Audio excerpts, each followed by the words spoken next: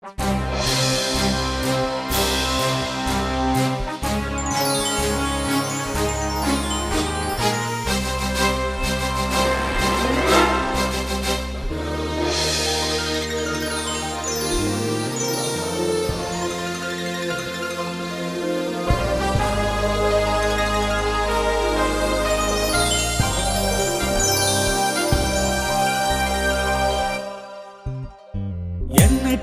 ఎడబాయని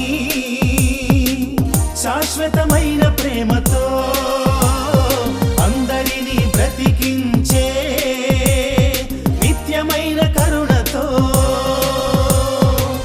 రెపరెపలాడుచూ పిలుస్తూ ఉన్నది జయకేతనమై జయకేతనమై తరంగ ఘోషలా వినిపిస్తున్నది విజయనాదమై విజయనాదమై అఘముల బాపే నిజమిదని బోధించే పరలోక రాజ్యధ్వని అఘముల బాపే నిజమిదని బోధించే పరలోక రాజ్యధ్వని అగాపే విజయధ్వని అగాపే విజయధ్వని అగాపే విజయధ్వని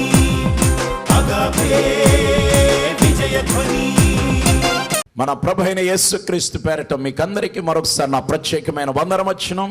ఈరోజు యూదా పత్రిక మొదటి వచనం యొక్క చివరి విషయాన్ని మనం నేర్చుకోబోతున్నాం. ముఖ్యంగా యూదా ఉత్తరాన్ని వ్రాస్తూ ఆరంభిస్తున్నాడు కదా, తండ్రి అయిన దేవుని యందు ప్రేమింపబడి, 2 యేసుక్రీస్తునందు భద్రము చేయబడి, 3వదిగా పిలవబడిన వారికి శుభమని చెప్పి వ్రాయున్నది. గత వారాల్లో ప్రేమింపబడుట, భద్రము చేయబడుట అనే 2 అంశములు మనం నేర్చుకున్నాం. ఈ దినాన పిలవబడిన వారికి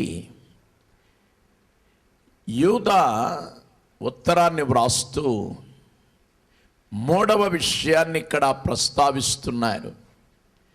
క్రైస్తవుడు, దేవుని బిడ్డ అనబడిన వారు, ప్రేమించబడేవారు, క్రీస్తులో భద్రం చేయబడిన వారు, 3వదిగా వారు పిలవబడిన వారు. వారు పిలవబడిన వారు. దేవుని కృప ద్వారానున్న ఎంపికలో మానవుని రక్షణార్థమైన భూతకాలమే లేక భూతకాల దైవిక కార్యమే పిలుపులో అంతర్లీనమై ఉన్న సత్యమై ఉన్నది. రోమాపత్రిక 1వ అధ్యాయం 8వ వచనం, రోమాపత్రిక 1వ అధ్యాయం 8వ వచనం, 8వ అధ్యాయం 30వ వచనం, రోమాపత్రిక 1వ అధ్యాయం 7, 8 వచనాలు, అలాగే 8వ అధ్యాయం 30వ వచనం మనం ఈ భాగములో నేర్చుకోగలుగుతూ ఉన్నాం.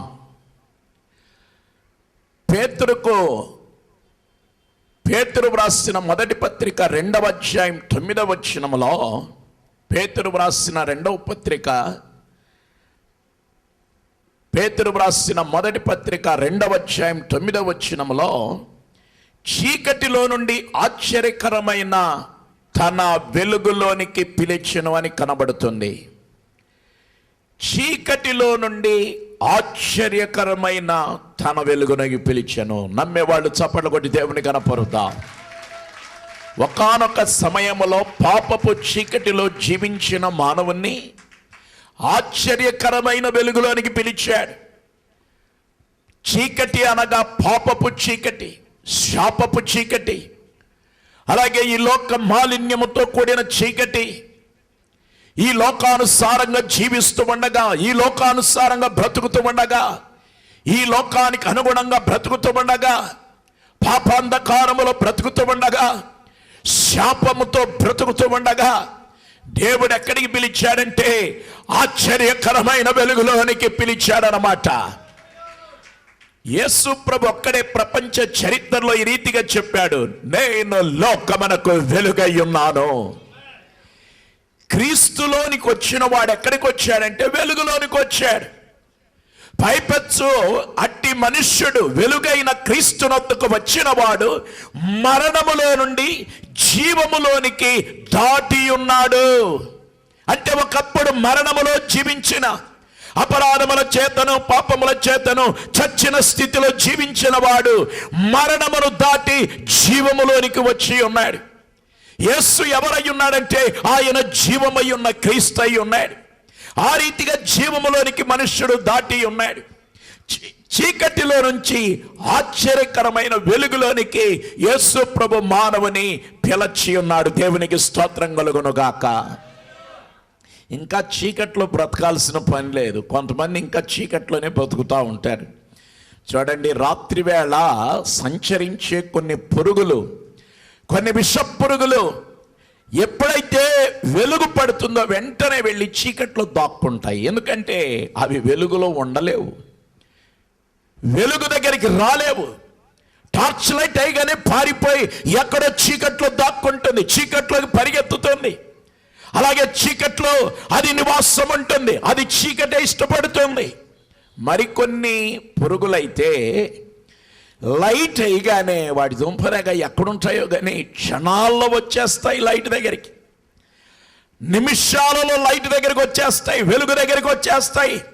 ఇంకా ఆ ట్యూబ్ లైట్ చుట్టూ లేకపోతే ఆ 500,000 వాట్స్ ఆ యొక్క బల్బు చుట్టూ అది ఏం చేస్తూ ఉంటాయంటే అక్కడే తిరుగుతూ ఉంటాయి వెలుగు దగ్గరే.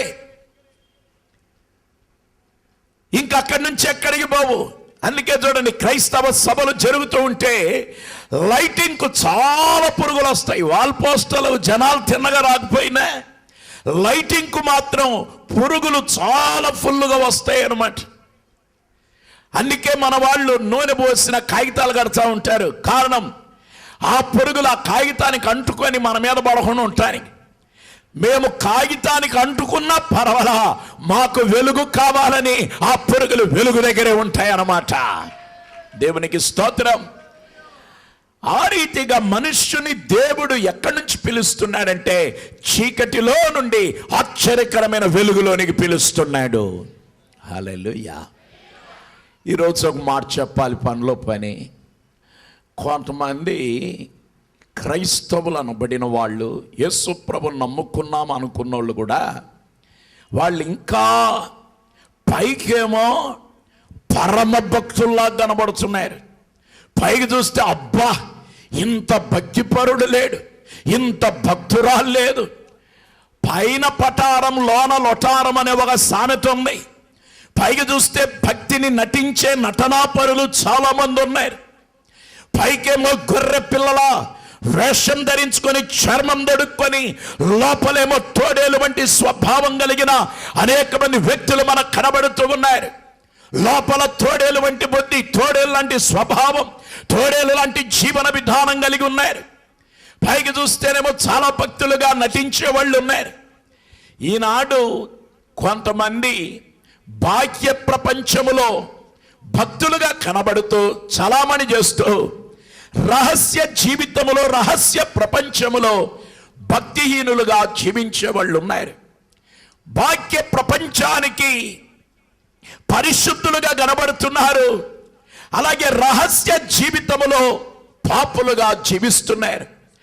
బాహ్య ప్రపంచానికి భార్య బిడ్డలు కలిగిన వారి వలె కనబడుతున్నారు, రహస్య జీవితములో మరో స్త్రీతో లేక మరో పురుషుడితో అక్రమ సంబంధాన్ని ఏర్పాటు చేసుకున్న వాళ్ళు ఉన్నారు. బాహ్య ప్రపంచములో అందరి ఎదుట చాలా మంచిగా కనబడుతూ ఏ విధమైన దురలవాట్లు లేని వ్యక్తి వలె బాహ్య ప్రపంచానికి కనబడుతున్నారు. కానీ రహస్య జీవితంలో ఎవరికి తెలియకుండా మందుగొచ్చే వాళ్ళగా, లేకపోతే గనక ధూమపానము, మద్యపానము, రకరకాల పానీయములను, వ్యర్థమైన వాటిని సేవిస్తూ రహస్య జీవితములో ఆ రీతిగా బ్రతికే వ్యక్తులు ఉన్నారు. పైకి చూస్తే ఏ విధమైన దురలవాట్లు లేవు, పరమ భక్తుల్లా కనబడుతున్నారు. కానీ అంతరంగం చూస్తే, రహస్య జీవితం చూస్తే సమాధి కంటే దుర్వాసనతో కూడినదిగా మానవుని యొక్క జీవితం ఉంటుంది. ఇది నిజము కాదా? ప్రియ క్రైస్తవ సోదరుడా, నా మాటలు వింటున్నటువంటి ప్రియ సోదరి సోదరుడా, నీ బహిరంగ జీవితం ఏ రీతిగా ఉంటుందో నీ రహస్య జీవితం కూడా అదే రీతిగా ఉండాలని పరిశుద్ధాత్మ దేవుడు మాట్లాడుతున్నాడు. నిన్ను చీకటిలో ఇంకా బ్రతకటానికి పిలవలా, నిన్ను చీకటిలో జీవించడానికి పిలవలా, చీకటిలోనే ఉండటానికి పిలవలా. చీకటిలో నుండి ఆశ్చర్యకరమైన వెలుగులోనికి నువ్వు రావాలని యేసు నీకు ఒక ఆహ్వానం పలుకుతూ ఉన్నాడు. హల్లెలూయా.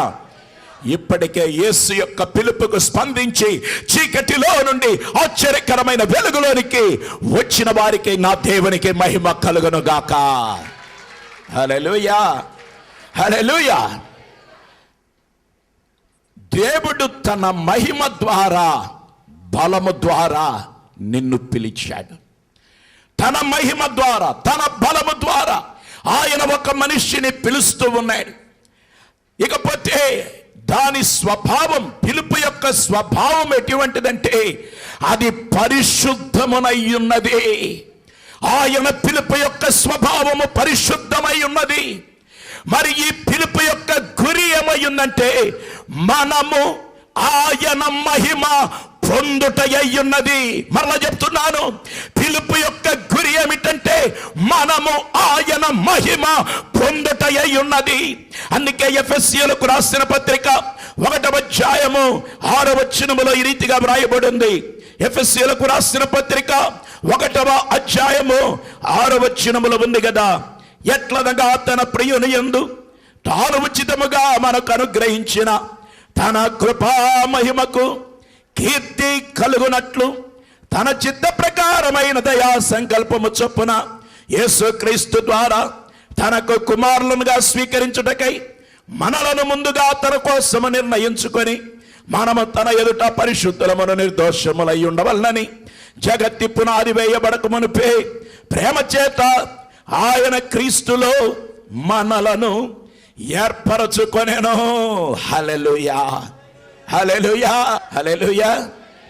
నిజంగా ఆయన మహిమ పొందటం అనేది చాలా గొప్ప విషయం. మన గురి అదే, క్రైస్తవుని గురి అదే. ఎందుకంటే మనము ఆయన మహిమను పొందాలి. అందుకే పేతురు తన పత్రికలో రాస్తున్నాడు, మేము ఆయన మహిమను చూచిన సాక్షులమై ఉన్నాం. దేవుని యొక్క మహిమకు ఈనాడు అనేక మంది సాక్షులు ప్రపంచవ్యాప్తంగా కనబడుతూ ఉన్నారు. దేవునికి స్తోత్రం కలుగును గాక. హల్లెలూయా. ఇకపోతే విశ్వాసుల యొక్క క్రైస్తవ జీవితము కొరకైన పిలుపును గురించి కొన్ని విషయాలు మీ ముందు ఉంచాలనుకుంటున్నాను. విశ్వాసుల యొక్క క్రైస్తవ జీవితము కొరకైన పిలుపును గురించి బైబిల్లో పలు భాగాల్లో కనబడుతుంది. ఫిలిప్పీయులకు రాసిన పత్రిక 3వ అధ్యాయము 14వ వచనములో ఈ రీతిగా ఉంది. ఫిలిప్పీ 3:14లో ఈ పిలుపు ఎటువంటిదంటే ఉన్నత పిలుపు. దేవునికి స్తోత్రం. క్రీస్తు యేసు నందు దేవుని ఉన్నత పిలుపునకు కలుగు బహుమానమును పొందవల్లని గురి యొద్దకే పరిగెత్తుచున్నాను. ఇక్కడ ఏ పిలుపు కనబడుతుందంటే ఇది ఉన్నతమైన పిలుపు. హల్లెలూయా. ఎంత శ్రేష్టమైన పిలుపు. ఎక్కడో ఉన్నటువంటి మనుష్యుడు కాదు నిన్ను నన్ను పిలిచింది. ఈ పిలుపు సామాన్యమైన పిలుపు కాదు, ఇది ఉన్నతమైన పిలుపు అయి ఉందన్నమాట. పోతే అపోస్తలుడైన పౌలు తిమోతికి వ్రాసిన 2వ పత్రిక 1వ అధ్యాయము 9-10 వచనాలు. అపోస్తలుడైన పౌలు తిమోతికి వ్రాసిన 2వ పత్రిక 1వ అధ్యాయము 9-10 వచనాల్లో ఈ రీతిగా ఉంది కదా, ఈ పిలుపు సామాన్యమైన పిలుపు కాదు, ఇది పరిశుద్ధమైన పిలుపు. దేవునికి స్తోత్రం. ఇది ఏ పిలుపు అంటే పరిశుద్ధమైన పిలుపు. చూడండి 9-10 వచనాలు ఒకసారి చదువుదాం. మన క్రియలను బట్టి కాక ఆ. తన స్వకీయ సంకల్పమును బట్టి సంకల్పమును బట్టి అనాది కాలమున అనాది కాలమననే క్రీస్తు